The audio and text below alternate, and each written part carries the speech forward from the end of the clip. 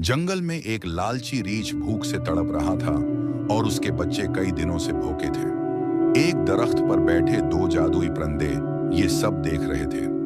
एक परिंदे ने पूछा, रीछ क्यों परेशान हो? रीछ ने रोते हुए कहा, मेरे बच्चों के पास खाने को कुछ नहीं, इसलिए मेरी जिंदगी बेकार है।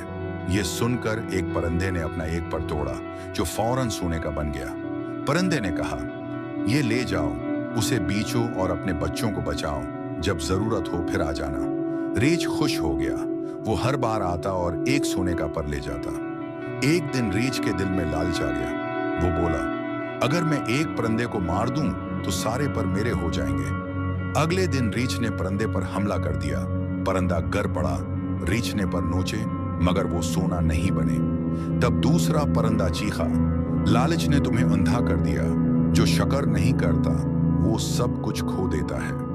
ये कहकर परिंदा उड़ गया और रीछ खाली हाथ, शर्मिंदा और अकेला रह गया। सबक, लालच हमेशा नुकसान लाता है।